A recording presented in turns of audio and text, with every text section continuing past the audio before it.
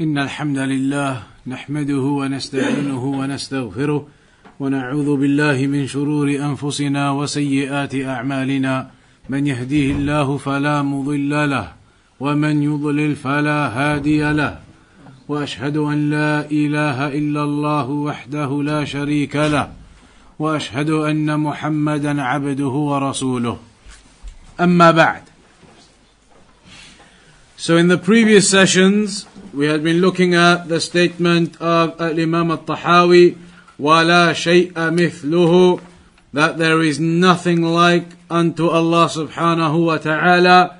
And within the explanation of that, Ibn Abil Izz Al Hanafi rahimahullah ta'ala had mentioned the ayah لَيْسَ كَمِثْلِهِ شَيْءٍ وَهُوَ السَّمِيعُ الْبَصِيرُ, that there is nothing like unto Allah subhanahu wa ta'ala, and He is the all-hearing and the all-seeing.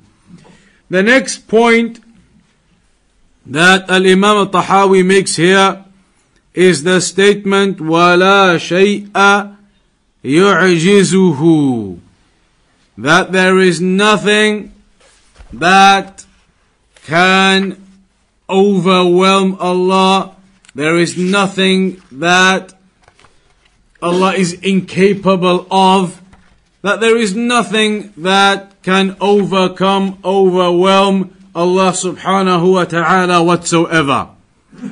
And that is because of the perfection of the ability of Allah subhanahu wa ta'ala.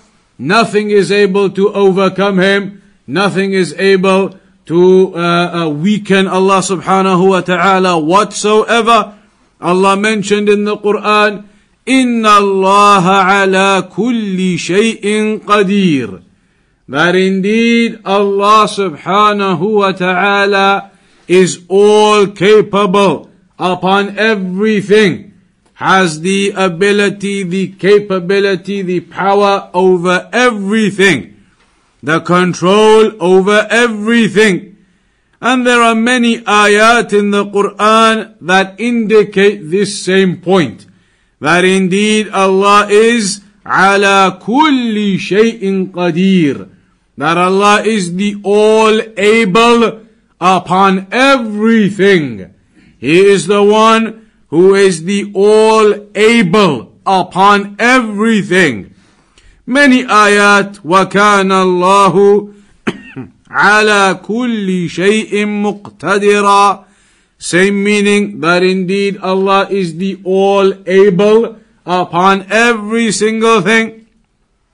In another ayah, وَمَا كَانَ اللَّهُ لِيُعْجِزَهُ مِنْ شَيْءٍ, that there is nothing that can overwhelm Allah subhanahu wa ta'ala فِي السَّمَاوَاتِ وَلَا فِي الْأَرْضِ, neither in the heavens nor in the earth. إِنَّهُ كَانَ عَلِيمًا قَدِيرًا, that indeed He is the all-knowledgeable, the all-able, the one in control of all of the affairs, with the power over all of the affairs. Similarly, in Ayatul Kursi, where it mentions وَسِعَ كُرْسِيُّهُ السَّمَاوَاتِ وَالْأَرْضِ وَلَا يَؤُودُهُ حِفْظُهُمَا وَهُوَ الْعَلِيُّ الْعَظِيمُ, that His kursi, it extends the heavens and the earth. And this is a topic which is going to be discussed in more detail later on, regarding the throne of Allah, regarding the kursi and the arsh, two different things. The throne of Allah and the footstool of Allah. Here it mentions the footstool, it encompasses the heavens and the earth. And we know that there is a hadith that gives us the proportions of these creations. It mentions in a narration that all of the heavens and the earth, all of the heavens and the earth, their size compared to the footstool, compared to the throne of Allah, it's given in an example. In that example it mentions that the size of the footstool, the kursi, compared to the throne of Allah is like a ring thrown into a vast desert. A ring thrown into a vast desert. So you imagine the size of the desert, and then one ring is thrown into that desert.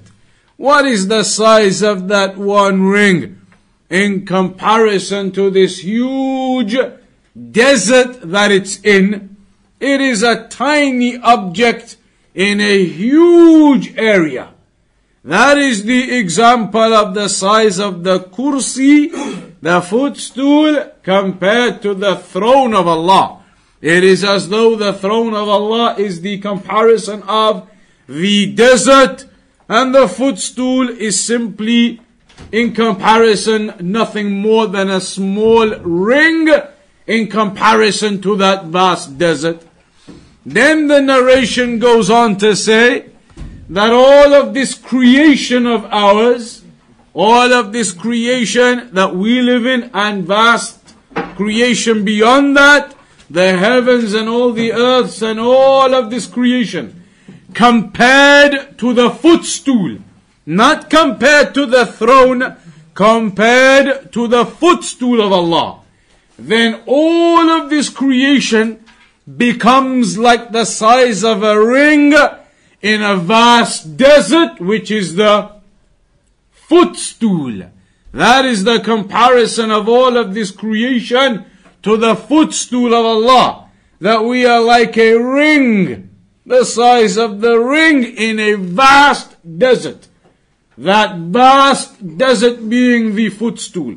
But then, when you put that relative to the throne of Allah, that vast desert, the footstool, compared to the throne of Allah, now becomes, relatively speaking, only like a ring compared to a huge desert again. So then if you were to think about the size and the comparison of all of this creation to the throne of Allah, then where would that comparison be? If all of this heavens and the earth is only but a ring in a vast desert that is the footstool of Allah. But then the footstool of Allah to the throne of Allah, now the footstool of Allah is only like a ring compared to the footstool that is a vast desert. You see the proportions, how they go, and where this creation is compared to the throne of Allah subhanahu wa ta'ala. And that's why it is mentioned that the throne of Allah is the ceiling above all of this creation. The ceiling of all of this creation. But the point being here, the point we are discussing, is that nothing can overwhelm Allah. Nothing can overcome Allah. Allah is capable and powerful and has ability over all things. Even with the creation being the size that it is, the vastness that it has within it, Allah tells you, وَسِعَ كُرْسِيُّهُ السَّمَاوَاتِ وَالْأَرْضِ, that the footstool of Allah, it encompasses the heavens and the earth. But despite that, لَا يَؤُودُهُ وَلَا يَؤُودُهُ حِفْظُهُمَا, that it does not burden Allah whatsoever the preservation of all of that creation. All of that creation in its vastness does not put any burden upon Allah, in Allah being the all-capable and preserving all of that creation. It does not take any difficulty or any burden upon Allah whatsoever. What is that to highlight to you? Allah tells you here, His footstool, the size of it is such that it encompasses all of the heavens and the earth. And when they tell you about the space, the scientists, when they talk about space and the size of space, and they have all of these theories as to how big space is. But then you imagine all of this creation, we are just a speck compared to the footstool of Allah. Yet, despite the greatness of the creation, therefore, despite the greatness of this creation, Allah tells you it does not burden Him to look after the creation. It does not burden Him to preserve that creation. And this is to highlight to you the power and the strength and the all ability of Allah subhanahu wa ta'ala. Because, and this is a principle to understand, here in Ayatul Kursi, لا يؤوده ولا يؤوده حفظهما. It does not burden Allah to look after that creation, the heavens, the earth, all of the creation. It does not burden Allah to look after all of that and to preserve all of that. Here, a negation is being phrased.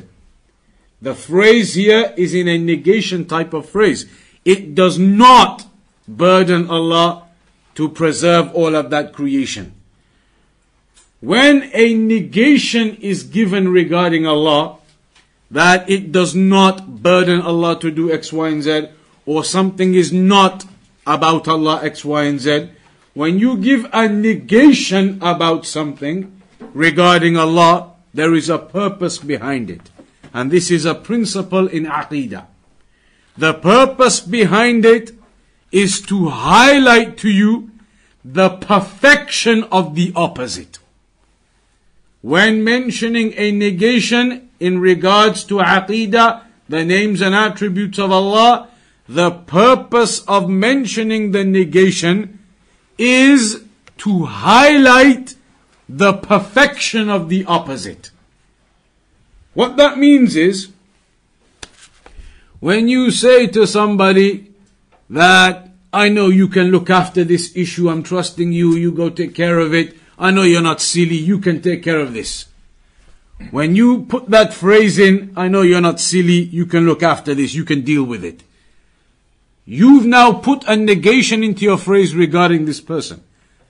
And that negation you put in there is actually as a means of praise for the person.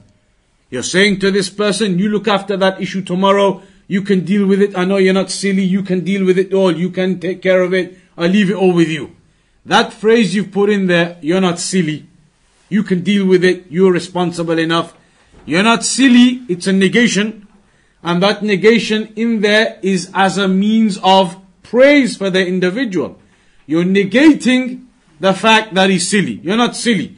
Therefore, you're affirming that he is somebody intelligent and smart. By negating him being silly, you are affirming the not the perfection for creation, but you're affirming the opposite. That he is not silly, therefore he is somebody intelligent and smart. So that negation is a praise you are indicating for the person. I know you can do it, you're not silly, you're responsible, you can deal with it yourself. I'll leave it with you. That negation in there is praising the person. That you're indicating you're smart, you're intelligent, you can do it. So negations can indicate to you the opposite in praiseworthiness. When it comes to Allah subhanahu wa ta'ala, the principle in Aqeedah is, whenever you negate something from Allah, it is for the purpose of highlighting the perfection of the opposite. So you negate the fact that any burden can overcome Allah in looking after the creation. Therefore, highlighting the perfection in the opposite, that Allah is absolutely the all-powerful upon creation. Nothing can burden Him. He is absolutely the all-powerful, the mighty and majestic upon creation. That is the point you're making by saying that Allah is not burdened by looking after them. By phrasing it in that negative phrase, He is not burdened. What you are trying to show in that is the perfection of the opposite, that He is the Almighty, the powerful, the one all capable and that's why he is not burdened. That is the purpose of negations when it comes to names and attributes of Allah. To indicate and highlight the opposite. To make that even clearer, talking about the human examples, if you go back to that example now, you're telling somebody, you look after that issue tomorrow, you deal with it, you're not silly, I know you can take care of it. That's okay. If you were to say that to somebody, the person would understand that you're praising them. He thinks you're smart, and you can deal with it, you can take the responsibility, he trusts you, that's okay. But if I now come to that person and say, look, I'm trusting you, take care of tomorrow, you can deal with it, I know you can take care of it, I know you're capable, you're responsible, you're not silly, you're not stupid, you're not a donkey, you're not this, you're not a monkey, you're not foolish, you're not an idiot. I stand there for an hour making all of these negations. But all of those negations, are they not praise? You're not a donkey. I know you can do it. You're not a donkey. You're not an idiot. You're not a fool. You're not stupid. You're not silly. You're not as thick as a log. You can do it. Now if I phrased it like that, what's he going to start thinking? All of a sudden, I'm not really praising him. Now I'm making a mockery. Now he's going to say, okay, I understand, I get it, I'll take care of it. That's enough. No need to go any further. When you go into negations like that, they actually become, even though you may say the intent is the opposite, you're not a donkey, you're not an idiot, you're not silly, therefore I'm praising you. But when you start doing it like that, it becomes a mockery, becomes criticism, because now the negation is being seen for the negation in of itself. You're not a donkey, you're not an idiot, you're not a fool. Now the person starts focusing on the negations, as opposed to the opposite, which is praise. You're not a donkey, therefore you're somebody smart and intelligent. But when you start going into negations like that, you don't see the opposite anymore. Your focus starts going on those phrases you're telling the person. You're not a donkey, you're not an idiot, you're not a fool. Now the person, all he's focusing on is all these negations coming on him. He's not thinking about the fact that, okay, overall, it's actually a praise that he's saying, I'm not this and I'm not that and I'm not this. It is actually technically a praise. But when it goes like that, your focus isn't on any opposites. Your focus now becomes on the negatives. True? Absolutely. That would occur. That's how your focus would become. Because now it is as though you are focusing on these negations for the sake of the negations. You're making a mockery of him. You're not a donkey, you're not a fool, you're not an idiot, you're not as thick as a log, you can do it tomorrow. Now the person is going to think this is not good. He is making a mockery of me. Because the focus goes in on the negations. What's the point of saying all of that? It shows that with negations, you're not supposed to go in and delve and go deep into negations. True? Because if you do, then everybody just starts focusing on the negations and you forget about the actual point, which is the opposite of it.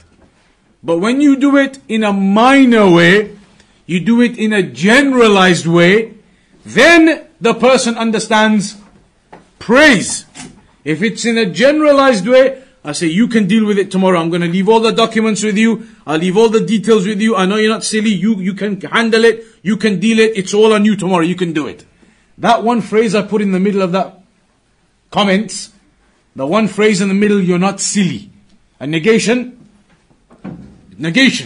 But in the context of all of that, what I've just said, the person will go away thinking, he trusts me, he knows I can do it, I can handle it. That one negation in the generalized way, in the context, he understands the whole thing as praise. Even with that negation in there. Because he understands the opposite of the negation. You're not silly. He's understood from that one comment, he knows I'm smart. But if I was to do it the other way, you're not a donkey, you're not this, but for an hour, now at the end of it, he's going to think that was a mockery only. So you can see, with negations, you leave it generalized, and in the generalized way, that highlights the praise and the opposite. But if you delve in and you start going deep into negations, then it becomes negations for the sake of negations. That's why when it comes to the Aqeedah, the names and attributes of Allah, with negations, it is the Aqeedah of Ahlus Sunnah, and you see it in the Quran and the Sunnah. Negations regarding Allah are always left general, because their purpose is to highlight the perfection of the opposite. And you do not go into tafsil, into details of negations. And that's why here, this negation is left in a generalized way. لا يؤوده حفظهما. That's it. Allah is not overburdened in looking after and preserving the creation, and then it moves on. It doesn't go into any details and specifics and this burden and that burden. Doesn't do that. Because like we've just seen, when you start going into details of negation, it becomes negation for the sake of negation, and you forget about the opposite. So in Aqeedah, you will notice this in the Quran and the Sunnah. Negations regarding Allah are left generalized. You'll see that in the Quran. Whereas affirmations are always detailed, because that's not going to be negative. With affirmations, if I stand there and say, you can deal with it tomorrow, I leave it with you. You're smart, you're intelligent, you're this, you're that. Person, that's all praise. With affirmation, you go into detail, it's not a problem. But with negation, you start going into detail, it becomes a mockery. So the principle in Aqeedah is, when mentioning negations from Allah, negating something from Allah, it is done in a generalized way. Because the purpose of it is to bring the attention to the opposite of the negation, which will highlight to you the perfection of Allah. لا يؤوده حفظهما. He is not overburdened with the preservation of the heavens and the earth. Therefore, this brings to your attention that Allah is the Almighty, the all-capable, absolute power over creation. Nothing overburdens Him. All of those positives and the affirmations, they are highlighted with this general negation that is mentioned. So that is a key point to understand regarding Allah subhanahu wa ta'ala. We mentioned that in particular because some of the people of innovation did not do that. Some of the people of innovation did not understand this issue of generalizing the negations as Allah has done in the Quran, as it has been done in the Sunnah, and they began going into details of negation. They began going into details of negation. So far everybody's following. I've been repeating everything about 100 times, you've got to be following. So, it's a key point. It's a very key point, and it's worth the 100 repetitions. Because this is one of the key reasons, all of that 100 repeats now is going to bring you to a key thing. One of the key reasons why the people of innovation went astray in Aqeedah is because they began going into details on negations. They began going into details on negations. They began to say, like here Ibn Abil Izz mentions, they began to say, okay, Allah is not a body. And Allah is not an image. And Allah is not flesh. And Allah is not blood. And Allah is not an entity. And Allah is not, I mean, here there's a 2 paragraphs worth. All types of things they began to say, Allah is not this, Allah is not that, Allah is not this, Allah is not that. All huge lists of negations. When they built up these huge lists of negations, Allah is not flesh, Allah is not body, Allah is not this, Allah is not that. And yes, we know generally all of those. Generally, yes, Allah is not those things. But when you start listing out and delving into negations, what happens? Now your focus becomes on negations to such an extent that it becomes difficult for them to now affirm the names and attributes you're supposed to affirm. Allah tells you He created Adam with His own hand. Allah created Adam with His own hands. But because the people of innovation have been sat there spending so much time on, but Allah is not this, and He is not that, and He is not this, and He is not that, not this, not that, not this, not that. Now this comes along that Allah created Adam with His own hands. They say, but wait, Allah isn't this and this and this and this and this and this and this. If we affirm Allah has hands, then all of these millions of negations we've been talking about, it's going to be a problem. Allah's not supposed to be this, He's not supposed to be that, He's not supposed to be this. They've gone into so much negation that it's left almost no possibility for them to be able to affirm the attributes anymore. They say, okay, Allah is not flesh, Allah is not meat, Allah is not this, not that. So hand, how can we affirm hand? Hand is, in their mind, flesh and meat and these things. And they've been negating all of that, which is true. But they've delved into and gone into such detail on those negations. Now their minds are on those negations. Allah cannot be this, cannot be this, cannot be that, cannot be this, cannot be that. Okay, a million negations. Now when some affirmations come along, those affirmations are drowned by all of these negations. Their minds have become fixated upon, and they can no longer affirm the attributes. Do you see the problem they fell into? So Ibn Abil Izz, he highlights that here. Why does he highlight it here? Because the statement Al-Imam Al-Tahawi made here was La shay'a yu'jizuhu wa la shay'a. Why not wa la shay'un? Normally in Arabic the words are marfu' by default in those cases. Why not shay'un? Why does it say wa la shay'a? Anybody?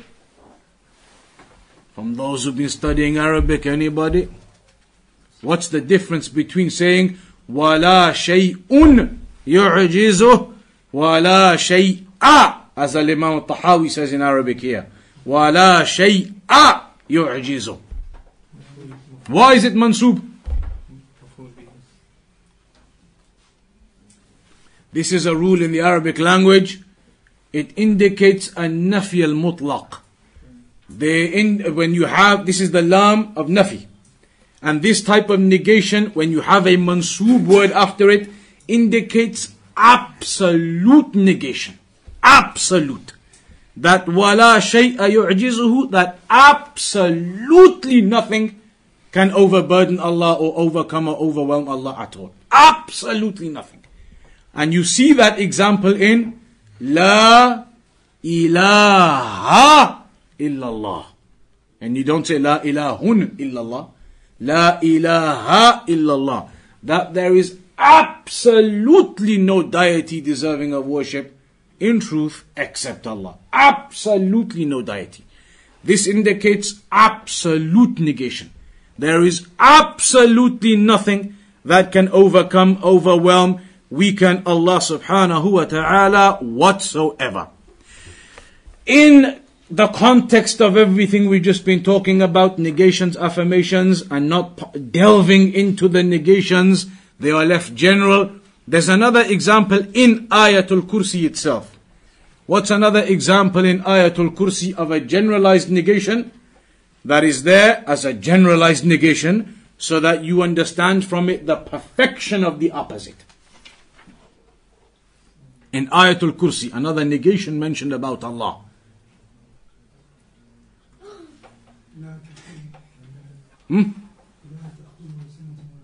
لا تأخذه سنة ولا نوم. That Allah is not overcome by sleep or slumber. Left at that. Doesn't go into what type of sleep and what type of slumber and this sleep happening and that slumber happening and this can't happen and that can't happen. Any of that?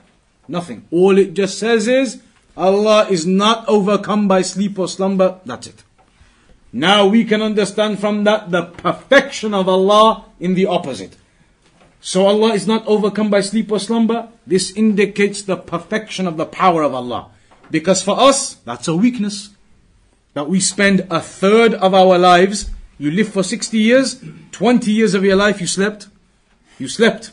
20 years of your life you slept. Every day, a third of your day is in sleep. You lived for 60 years, 20 years out of your 60 years, you were unconscious, asleep. Only 40 years you were out and about and doing things. That is a weakness for humans. A weakness that we have to sleep. A weakness that we are overcome by lethargy. We're overcome by fatigue. We're overcome by tiredness. That is a weakness. We see for Allah, لا تأخذه سنة ولا نوم. No sleep or slumber overcomes him. Generalized negation is given to us. We understand from that the perfection of Allah now. Allah the Almighty, no ever sleep, nothing, no sleep, no slumber. None of those types of weaknesses that we need and are necessitated for us. We cannot have energy or ability without sleep and slumber.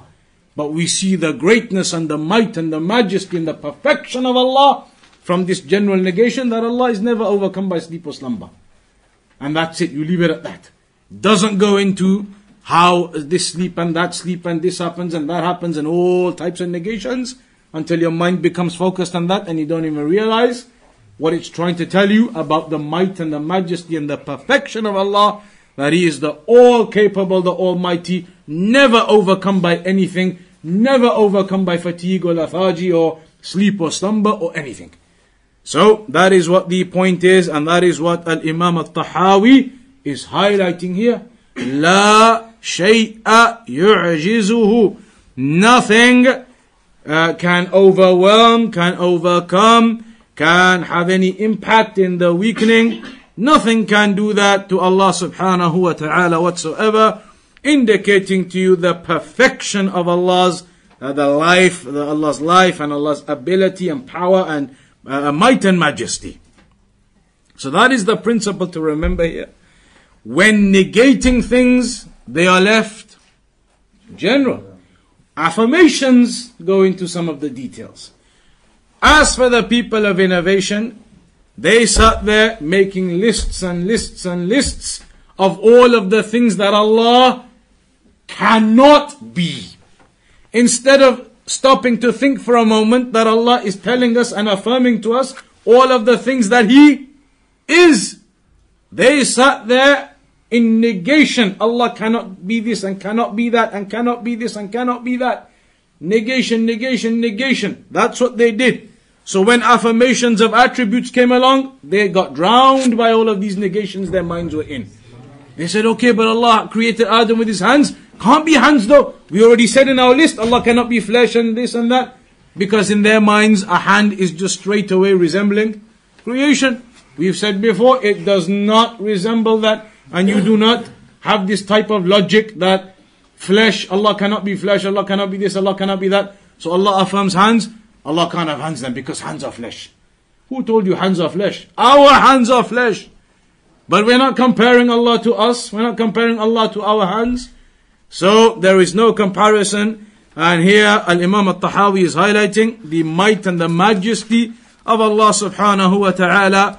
And he highlights the principle regarding negations being generalized and not going into detail. Because even in the example of creation, we saw if you start going into details of negation upon a person, it becomes a mockery and you forget about the actual technical praise you were supposed to be giving the person via those negations.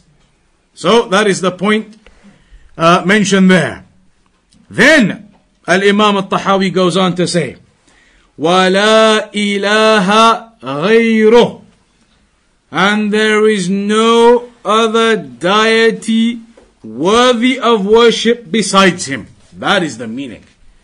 When you say La ilaha illallah, the Shahada, what's the translation in English? Everybody remember, the old guys will remember especially.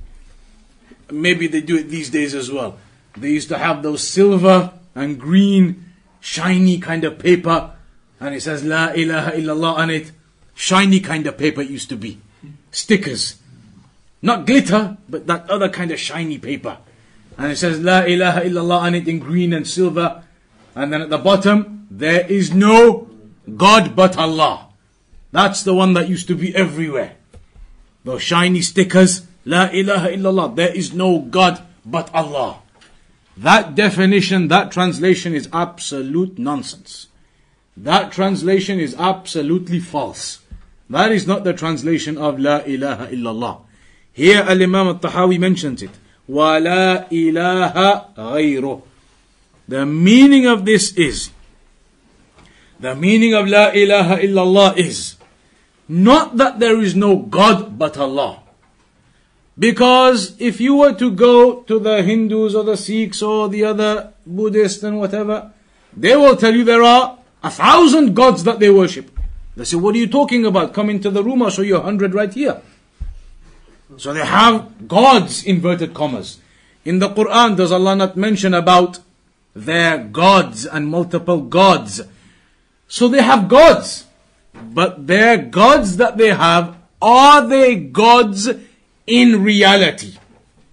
They are false gods. They are not gods in reality. But they are, according to them, gods. So for La ilaha illallah, the definition isn't to say there is no God but Allah. They'll come along and they'll say, I've got 1,000,000 gods here. What you say is, there is no God, if you want to say God, there is no God worthy of worship in truth except Allah. There is no deity worthy of worship in truth except Allah. And that is the definition. La ma'buda bihaqqin illallah. There is no deity worthy of worship in truth except Allah. You tell them as a Muslim, that's what La ilaha illallah means. Then if he says to you, but look in my room here, I've got 100 gods. You say, okay, you got them. No problem. In La ilaha illallah, I didn't negate all of these 100 gods you got in your room. What I'm telling you is, none of them are gods in reality, and none of them have any right for worship. You got them there, you want to call them gods, that's your business.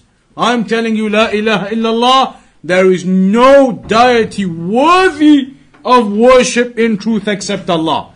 These so-called deities of yours, you call them deities, you call them gods, they are not deserving of worship though. They are not deserving of worship, they are not gods in truth. That way, it makes it clear, and it doesn't leave any room for maneuver. On top of that, when you say there is no God but Allah, and you say that's the meaning of La ilaha illallah, it's wrong again, because that is simply saying that there is only one God and there are no other gods, meaning there's only one God who created everything and provides for everything and gave life and death to everything. You're affirming the rububiyyah of Allah. There's no God but Allah. Meaning there's nobody else who created the heavens and the earth except Allah. There's nobody else who gave life and death except Allah. There's nobody else who controls all this universe except Allah. La ilaha illallah. There's no God except Allah. But that isn't the purpose of the religion, like you said. The people of the past, when they used to fight against their prophets and messengers, was it because of that? Because they used to argue with their messengers that they've got other gods who created the heavens and the earth? Never. That they've got other gods who can give life and death? That wasn't the issue. All of the time the issue was that they didn't want to single out their worship to one Allah subhanahu wa ta'ala. So the key aspect of the religion of Islam is the aspect of that ikhlas, the worship, the tawheed al-ibadah to Allah subhanahu wa ta'ala. So in the La ilaha illallah, that is what is reflected. The fact that as a Muslim, you will worship only Allah alone. Your dua, your slaughtering, your vowing, whatever it may be, every act of worship is devoted purely to Allah. That's what you need to reflect in the meaning of La ilaha illallah. And that's why it means there is no deity worthy of worship in truth except Allah. What's another proof that this is the definition of La ilaha illallah? Another proof is the fact that when the Prophet ﷺ said to the mushrikun, he said to them, قُولُوا لَا إِلَهَ إِلَّا اللَّهِ تُفْلِحُوا. He said to them, to the mushrikeen, say, La ilaha illallah, meaning bear testimony to the Shahada, and you will be successful. قولوا لا إله إلا الله تفلحوا. Say La ilaha illallah, bear testification to the Shahada, and you will be successful. What did they reply? They said, in amazement, أجعل الآلهة إلها واحدا إن هذا لشيء عجاب.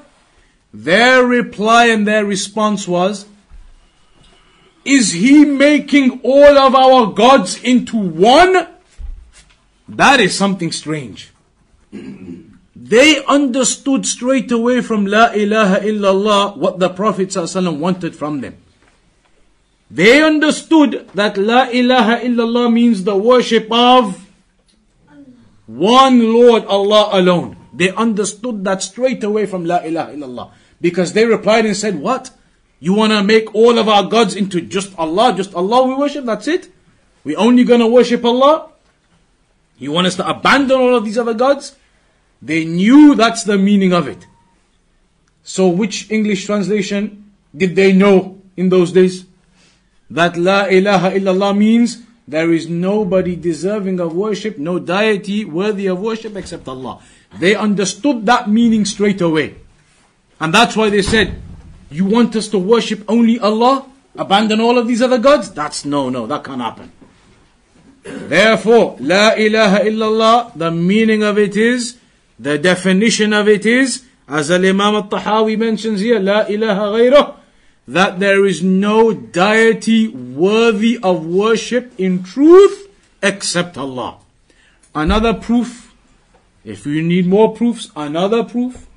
In the Quran, Allah tells us that the prophets, when they used to go to their people and give da'wah to their people, they used to say to them, and this is a clear proof, they used to say to them, Ya qawmi, U'budullah, O my people, worship Allah, and then, Ma lakum min ilahin ghayruh. You do not have any other deity to worship. Ilah, in the Arabic language, again, if you understand that, it is the equivalent or the meaning of al-ma'luh, al-ma'bud, the one worshipped. Therefore, the prophets were telling all of their people, worship Allah alone. You do not have any other deity deserving of your worship who can be worshipped. La ilaha illallah. Not telling them there is only one God, He is the creator, the provider, the sustainer. They would all say to you, absolutely okay. If the definition in English was there is no God but Allah, that only Allah is the creator, the provider, the sustainer, the one who gives life and death, there's no God but Allah. If you told that to the mushrikun at the time of the Prophet ﷺ, they would say, that's fine, okay, there is no God but Allah. They never claimed that their deities created the heavens and the earth. They never claimed that their deities give life and death. So if you told them there's no God, meaning there's nobody else who does all of that except Allah, they would say, you're right, absolutely, yes, only Allah does all of that. That wasn't their problem, was it? Their problem wasn't to affirm that. Their problem was they didn't want to affirm all of their worship to Allah alone. That's the key point. So here Al-Imam Al-Tahawi says, وَلَا إِلَهَ غَيْرُهُ, that there is no deity worthy of worship in truth besides Allah. لَا مَعْبُودَ بِحَقٍّ إِلَّا اللَّهِ. There is no deity worthy of worship in truth except Allah. Allah mentions in the Quran, وَإِلَهُكُمْ إِلَهٌ وَاحِدٌ, and your Lord is one Lord. And ilah in Arabic means al-ma'luh, meaning the one to be worshipped. The one to be worshipped for you is only one. Ilahukum, the one you worship, is only one. Allah subhanahu wa ta'ala. And then after it mentions, La ilaha illa huwa ar-Rahman ar-Rahim, that there is no deity worthy of worship in truth except He, the Ar-Rahman Ar-Rahim. This is the meaning of La ilaha ghayruh, that there is no other deity worthy of worship in truth except Him. It's important to take note of that, because many people out there, upon a lack of understanding, always just think La ilaha illallah, there's no God but Allah. That is not correct. It is not just to say there is no God but Allah. You need to clarify the real meaning of the Shahada, which is that you need to worship Allah alone. Any other God anybody claims is false. Therefore, remember this definition and understanding that there is no deity worthy of worship in truth except Allah. Then after that, Al-Imam Al-Tahawi moves on and he says, قديم بلا ابتداء دائم بلا انتهاء. We'll just briefly mention this now and we'll go into detail on it next week on this point. Here he said that Allah is قديم بلا ابتداء دائم بلا انتهاء. قديم بلا ابتداء, that Allah is, literally in English you might say, old without a beginning. Meaning that Allah has no beginning, He always was. And دائم بلا انتهاء, forever without an ending. And that generally is referring to the ayah in the Quran, the same meaning, هو الأول والآخر. He is the first and the last. That Allah always was and always will be. No beginning, no end. Allah always was and always will be. No beginning and no end. That is the point Al-Imam Al-Tahawi is going to discuss here. Ibn Abil Izz rather is going to explain here. That's what we'll begin with inshallah ta'ala from next week then. At the same time at 7 p.m. We'll conclude upon that point for today. Any questions or anything on that so far?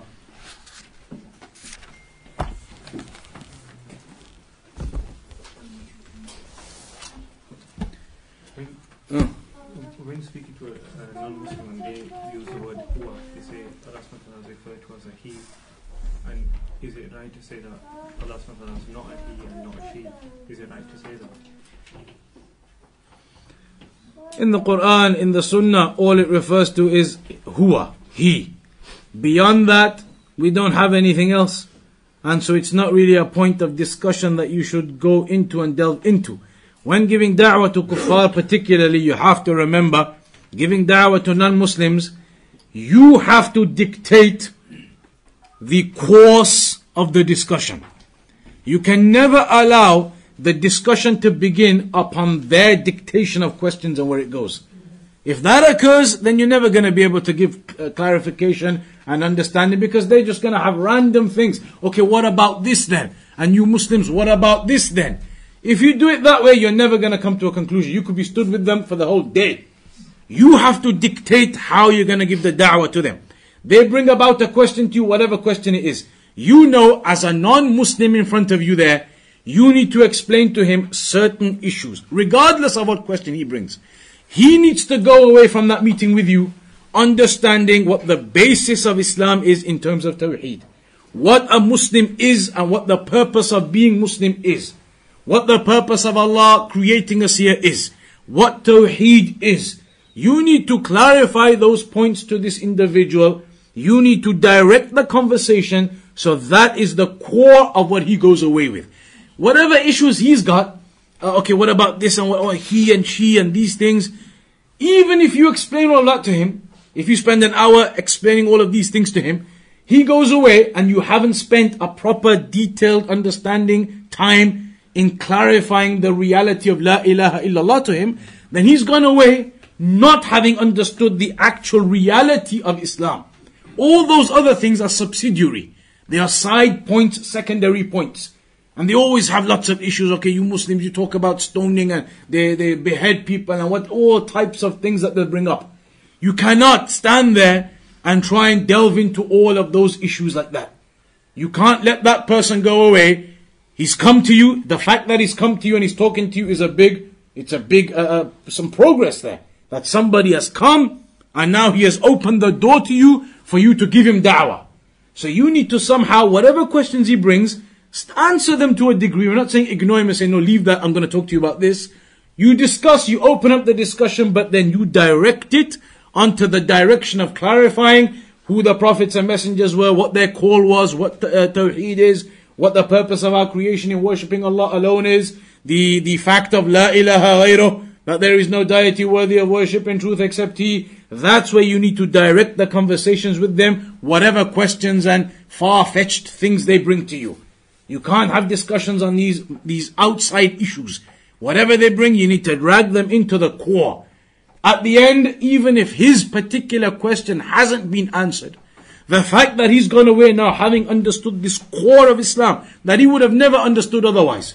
He would have never got that from anywhere else. That is better for him to go still not getting the proper answer he wanted for his question, but to go with this extra bonus he never expected, something that he needs more, is better than having answered his question and he still doesn't understand the core of what Islam is.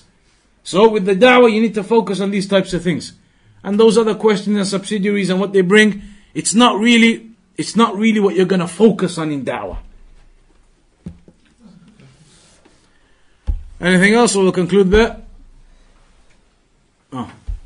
Do you know when, for example, if a person commits a sin because his parents tell him to basically have an obedience to the creation of the Creator, is that just mere disobedience, or can it amount to shirk al-asghar? It's we know the narration, لا طاعة لمخلوق في معصية الله. There is no obedience to anything in creation if it is in disobedience to Allah. Therefore you have to obey the rulers, you have to obey your parents, you have to obey those in authority over you. Unless they command you to do something haram. Your parents say to you, miss your prayer. You cannot obey them. You have to go and pray. You cannot say, okay, Allah told us about obedience to parents, so I have to obey and miss the prayer. No, you do not obey in disobedience to Allah. So in that instance where you're doing that, it is a sin. Some scholars say all sins are a form of shirk.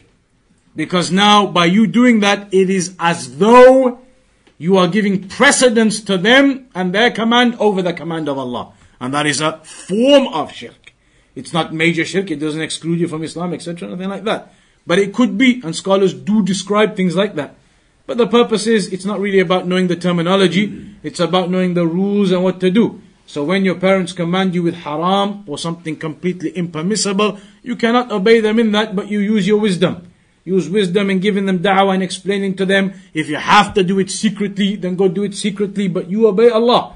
And then you do what you can with your parents in trying to clarify. We'll conclude there. Next week, inshallah, carry on then at 7 p.m. وصلى الله على نبينا محمد وعلى آله وصحبه أجمعين.